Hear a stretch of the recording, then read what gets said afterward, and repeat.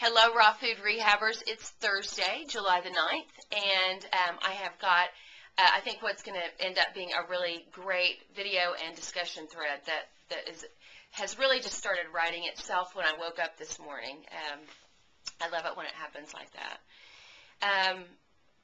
First of all, I wanted to share a story with you, and the story is kind of, I know there's some of you all that live in Tulsa, so you may even know about this situation, but there is a house, there's a house that's about 2 miles away from my house, and it's a lovely looking home, but they have this sign out in their front yard that says something like, another disgruntled client of the builder I think his name's Greg Hollinger. So it's this big, huge sign that they're just like pissed off about the way that whatever happened with this house deal. Now, they don't just have a sign in their front yard. They've got magnetic signs on their van talking about what a douchebag Greg Hollinger is. I'm not kidding. So when I see that van, I just feel like I get slimed every time I see it. And I have had this conversation with my husband, who is in real estate, and I don't even know if he knows Greg Hollinger or not, but it doesn't matter it doesn't matter how bad Greg Hollinger did these people. I mean, that's their business. But the fact that they're carrying that around in there, like, obviously they're hanging on to this resentment. They are not letting it go. And I think that's damaging. And so, I mean, people make fun of them, actually. It's almost to the point of it being laughable. And so I woke up this morning, and for some reason those thoughts had crossed my mind, and I thought, well, it really relates to us in Raw Food Rehab. We can use this as an example. And the question I have for you today is, who are you blaming? Who are you blaming for your weight problem, for your health concerns, for your disease, for your emotional instability, for your lack of finances, for your bad attitude? Who are you blaming? And so there is a story that one of my online friends, Lauren is so awesome. Hi, Lauren. Well, yeah, I hope she sees this video because they are all on YouTube. Even if you can't see them in this community, you can go see it on YouTube. But Lauren posted something, I think it was last night or this morning, that tied right into it, and it was a little Twitter message that came out and said that she realized that it was time for her to stop blaming God for her disease. She has Crohn's disease, which some of you are familiar with what that is. It's a very, very difficult health condition.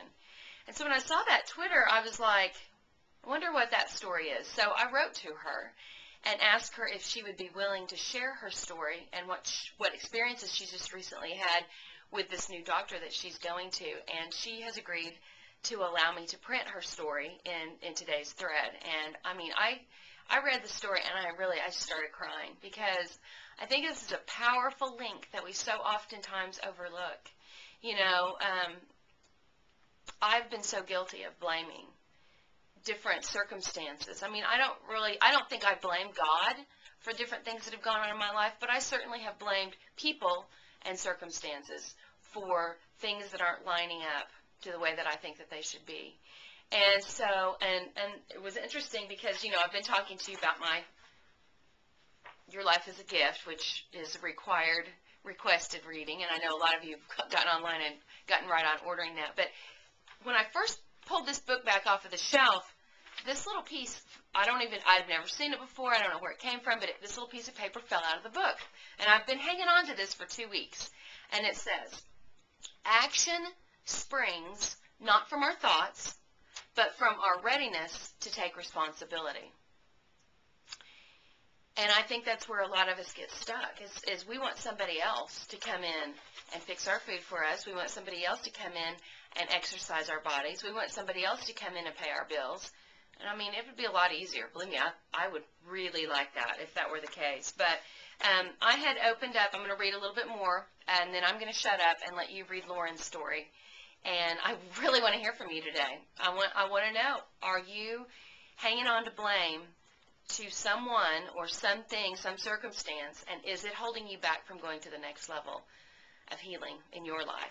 So I just want to read 2 little quick pages today. It is security, sensation, and power addictions that are the germs which cause social diseases, divorce, prejudice, economic callousness, war, hatred, etc., etc.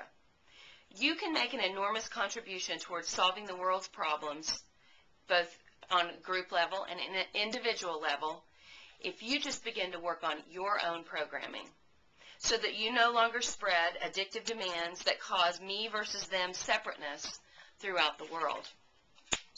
Don't get trapped into Don't get trapped into a separating habit of trying to preach to other people about how they should operate their consciousness. Just successfully demonstrate it in your own life. I think that's all I'm going to read today. So take responsibility for your own life. And one of the great things you can do in working towards that process is really getting serious about who are you holding resentment or unforgiveness, or who are you blaming in your life, and how can we let that go today and make it a better place for all of us. So read Lauren's story. I want to hear from you, and I'll see you tomorrow.